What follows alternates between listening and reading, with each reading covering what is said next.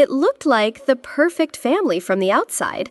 A modest house with trimmed hedges, a mother who made dinner every night, a father who fixed the car on weekends. But if you looked closer, you'd see it. The silence, the small glances, the emotional emptiness hiding behind routine. I was 8 years old the first time I realized I was invisible. I came home beaming with pride, clutching a spelling test with a giant red 100% on top. I rushed to show my mom. She didn't even look up from her phone. "That's nice," she mumbled. My dad gave me a distracted nod. No hug, no praise, not even a smile. But when Ben, my younger brother, kicked a soccer ball once at school, they threw him a mini party like he just won the World Cup. Balloons, pizza, photos. "We're so proud of you," they said. That night, I stared at my untouched test paper and realized something painful. In my house, effort didn't matter. Attention did. And Ben had all of it. The older I got, the harder I worked. Straight A's, no trouble, no complaints. I followed every rule, never missed a deadline, and took on responsibilities no one asked me to. But none of it seemed to matter. Meanwhile, Ben was falling apart in slow motion. He dropped out of college halfway through his second semester. He wrecked Dad's car and maxed out Mom's credit card, buying sneakers and video games. He slept until noon, cursed at my parents, and refused to do even basic chores. And what did they say? "Ben's just going through a rough patch. He's still figuring things out." Every time he messed up, they made excuses. Every time I tried to speak up, I was told, "Stop trying to make everything about yourself, Rachel." The more I did right, the more invisible I became. The more Ben failed, the more love he seemed to get. That's when I knew I wasn't a daughter. I was just the background noise in Ben's show. At some point, I stopped expecting things. No more hugs, no more recognition, no more thank you. I just worked. I picked up extra hours at my job. I handed Mom an envelope every 2 weeks, cash neatly folded. No questions, no praise, no acknowledgement. She'd take it, slip it into her purse, and move on, like it was nothing. But to me, it wasn't nothing. It was my way of saying, "I'm here, I care, even if you don't see me." But they didn't hear it. Over time, the silence in that house got heavier, like wet concrete setting around my chest. I bottled everything up, every slight, every insult, every cold look. I smiled when I didn't feel like smiling. I agreed just to avoid conflict. But inside, a volcano was forming, and one day I knew it was going to erupt. By day, I worked a full-time remote job, Zoom meetings, project deadlines, late-night emails. I was pulling in enough money to keep any household afloat. But in my own family, I was still the girl who did nothing. "Rachel just stays in her room all day. She doesn't even have a real job." That's what they told relatives. That's what they told each other. And I stayed quiet. They never saw the Wi-Fi bill get paid by me, never noticed that the electricity was always on because of me. They thought groceries just magically appeared, or that Ben suddenly became responsible overnight. But the truth, I was the invisible lifeline. I paid the internet, the water, the gas, even covered Ben's college tuition for 1 semester. Why? Because I didn't want him to fail again. But none of them knew. None of them asked. And most painful of all, none of them cared to find out. The lights were always on. The Wi-Fi never failed. The fridge was never empty. But no one ever stopped to ask, how? Not once did anyone say, "Hey, Rachel, how are we still afloat? Are you the one paying for this?" They just assumed everything was fine because Ben was around. And Ben, he played the role like a pro. Yeah, I've been helping out more. Took care of the bills this month. He puffed his chest out like a hero, like he had suddenly become the man of the house. And they believed him. I stood there hearing it all, smiling, nodding, and dying a little inside. Because while he wore the crown, I carried the weight. And still, no one noticed. No one thought to question the silence because they were too busy applauding the noise. One winter, I got sick. Fever, body aches, could barely stand. I stayed in bed for 3 days, wrapped in 2 blankets, shaking. No one came to check on me, not once. No knock on the door, no bowl of soup, not even a text. But then, just a week later, Ben forgot to take out the trash. My mom gasped. He must be under a lot of stress. My dad sighed. Poor kid's going through something. That's when it hit me. I wasn't just being overlooked, I was being used. My health, my needs, my presence meant nothing. But Ben missing trash day? That was a national crisis. I was the machine in the background, keeping everything running. And they only noticed me when something broke.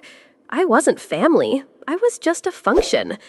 I came home that evening with a headache that felt like thunder behind my eyes. It had been a long day. Back-to-back meetings, client emergencies, a late report that threw off my whole schedule. All I wanted was to sit down, eat something warm, and breathe. As I stepped through the front door, the house smelled like chicken stew, comfort food. But there was nothing comforting about the way my mother glanced up and then looked right past me. "Dinner's ready," she said. No smile, no eye contact, just an announcement. Ben was already at the table, scrolling through his phone, earbuds in, nodding along to whatever song drowned out reality. I sat down quietly. I didn't want to start anything, didn't want to ask for anything. I just wanted peace. But even that felt too much to ask for in that house. Forks scraped plates, soup was passed around, and not one person asked me, "How was your day, Rachel?" Because nobody ever did. We were halfway through dinner. Still no one had spoken to me except to pass the salt. Then suddenly, my dad looked up from his plate. His voice cut through the room like a cold wind. "You need to start contributing around here. You can't live here for free forever." For a moment, I couldn't move, couldn't swallow. My spoon hovered in midair. My mind went blank. He said it so casually, like I was some squatter, like I hadn't been silently paying every bill they never noticed. I stared at him, waiting for it to be a joke, a misunderstanding, but he just kept eating. No one corrected him. No one spoke up. And in that exact moment, my heart didn't just break, it iced over. I opened my mouth slowly, voice shaking, heart pounding. "I've been paying the bills," I said, "all of them. The Wi-Fi, the electricity, the water, even groceries sometimes." For a split second, I thought the room would go silent, that someone would say, "Wait, what?" That maybe, just maybe, they'd listen. But instead, my mother slammed her spoon down on the table. "If you feel so unappreciated," she snapped, "then maybe you should leave." Just like that. No curiosity, no disbelief, no thank you. Just rejection. As if I had just insulted them by telling the truth. I looked around the table. Ben shrugged, still on his phone. My father didn't even raise his eyes. In that moment, I knew. This wasn't my home anymore. Maybe it never was. I didn't argue. I didn't scream. I didn't cry. I just stood up. I walked to my room step by step, as if every footfall was a goodbye. I pulled out a backpack, the one I used in college, folded a few shirts, grabbed my laptop, my charger, my ID, toothbrush. No memories, no photos, just what I needed to keep going. No one followed me, no one stopped me, and that silence, it said more than words ever could. I opened the front door. The cold air wrapped around me like a strange kind of freedom. I zipped up my jacket, slung the bag over my shoulder, and for the first time in my life, I left not to escape, but to save myself. The next morning, I opened my laptop, logged in, one account at a time. Electric bill, auto pay off. Water, removed my card. Internet, gone. Tuition portal, cleared. Each click felt like peeling away a layer of old skin. Each cancellation wasn't revenge, it was reclamation. I wasn't doing this to hurt them. I was doing this to stop hurting myself. No more invisible lifeline. No more quiet provider. They told me to leave, so I left, including the parts of me they never even knew existed. Day 4. The house went dark. Literally. The electricity cut off around 7:12 p.m., right in the middle of Ben's video game. I imagined him blinking at a frozen screen, confused, and then yelling, "Mom, the Wi-Fi's on!" Day 5. No hot water. Day 6. A big red warning notice taped to their front door, disconnection notice. Day 7. Ben officially dropped out of school again, this time blaming financial stress. And the neighbors, they noticed. Mrs. Lang from across the street whispered to her husband, "Isn't that the house that used to have the garden lights?" The silence they once used to ignore me was now the silence echoing in their empty living room, and I hadn't even lifted a finger. My phone rang. Unknown number. I let it go to voicemail. It rang again, and again. On the 4th try, I picked up. Her voice sharp, impatient, and already accusing. "Rachel, did you cancel the utility payments?" I didn't answer right away. I could hear the panic under her tone. She continued, "The internet's gone. The power's off. The water bill hasn't been paid in weeks. What's going on?" I took a slow breath, then said calmly, "You told me to leave the house. So I assumed it wasn't my house to pay for anymore." Silence. Not a word. And then, for the first time, she whispered like she was realizing something for the very first time. "So, it was you, not Ben." I almost laughed. Of course it was me. You never asked. She tried to say something else, but her voice cracked. And then she hung up. I didn't hear from them for 2 days. No calls, no texts, just silence. But this time, it wasn't the kind of silence that ignored me. It was the kind that realized I had been there all along. I imagined them sitting in that cold, dim house. No Wi-Fi, no lights, no hot water, and no one to blame but the person in the mirror. The truth had finally cracked through the surface. The girl they pushed aside, the one they mocked for being lazy, had been the one keeping their world from falling apart. And now she was gone. Not angry, not bitter, just done. My new apartment was nothing special. One small room, a bathroom barely big enough to turn around in, a kitchen the size of a closet. But it was mine.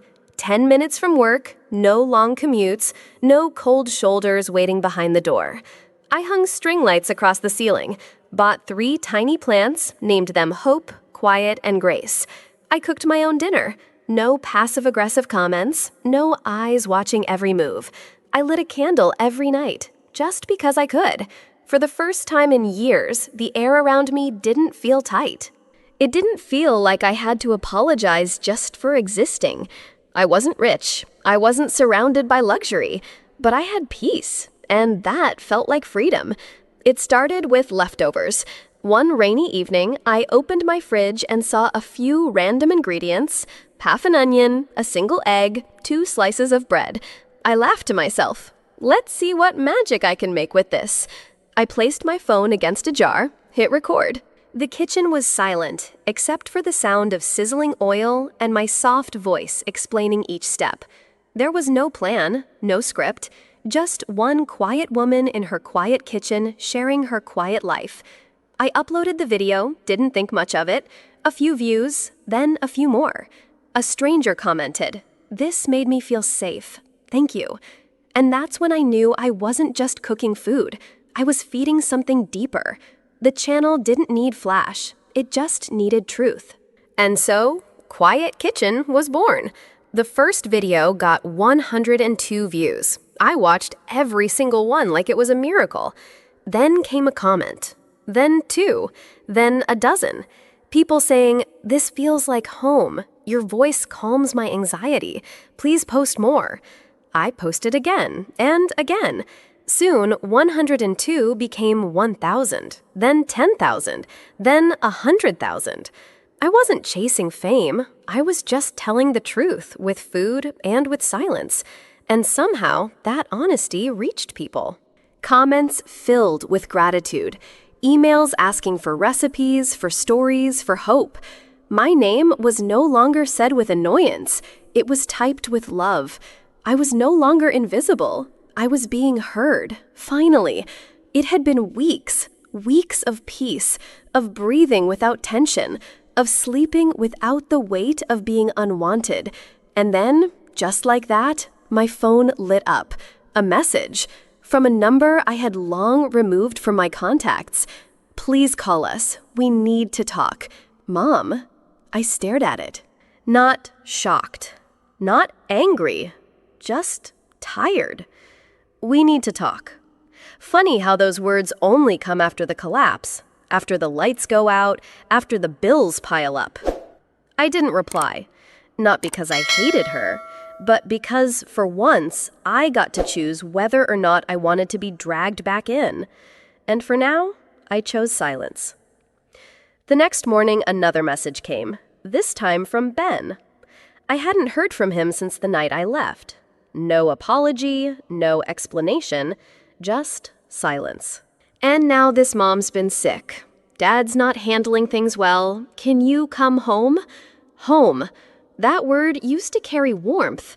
Now it felt like a trap, a place I had to escape from. And now they were asking me to walk back in. I stared at the screen. Part of me ached. I didn't want my mother to suffer. I didn't wish collapse on anyone. But another part of me, the part that remembered every cold dinner, every unfair word, every time they chose Ben over me, that part stayed still. I didn't reply, because no one came for me when I was breaking, and maybe they needed to sit in the silence they created. I didn't go in. I just drove by. The grass was overgrown, curling over the sidewalk like no one had cared in weeks. The porch light was off, the curtains drawn. I parked across the street, engines still running.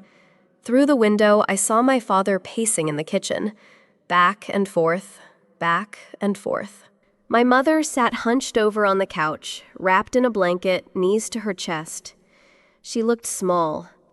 Ben was on his phone, still, earbuds in, scrolling, as if nothing had changed. No one noticed my car. No one looked up. I waited just for a few seconds, and then I drove away, slowly, not because I was unsure, but because I needed to see it, to know that I made the right choice walking away. I didn't expect to see him, not here, not standing outside the little apartment I now called home. He looked smaller than I remembered, his hair more gray, shoulders more hunched. "Rachel," he said, his voice cracked. "You're still my daughter. Can you help us? Please." I didn't cry. I just looked at him and said the words I never thought I'd have the strength to say. I'm not this family's emergency exit. I'm the girl you all pushed out the door, and now I'm choosing not to come back. He didn't argue. He didn't raise his voice. Just stood there, silent. And for the first time, I saw the pain in his eyes wasn't from me saying no. It was from realizing he'd already lost me long ago. Soft instrumental music plays. I don't usually make videos like this, but I wanted to tell you something. Not for pity, not for drama, just the truth. Why I left my family. I wasn't abused. I wasn't mistreated in a way people write headlines about. I was just unseen. I worked. I paid bills. I helped. But I was always the shadow. And one day I realized if I stayed, I would disappear completely. So I left. Not in anger, not to punish anyone, but to save myself. And you know what I've learned? Sometimes the kindest thing you can do for others is to stop letting them forget your worth. I love quietly. I leave quietly. But now I live loudly. Thank you for listening and for seeing me. Comments poured in, thousands, then tens of thousands. I used to be Rachel. I was the invisible one, too. I paid bills, kept the lights on, never got a thank you. They called me a burden, but I was holding the house together. Thank you for saying what I never could. For the first time in her life, Rachel wasn't alone in her silence. She had become a voice for the quiet ones, the givers, the ones who never asked for recognition but needed to be seen. And now they were. Not just because of what she said, but because she dared to leave and then dared to speak.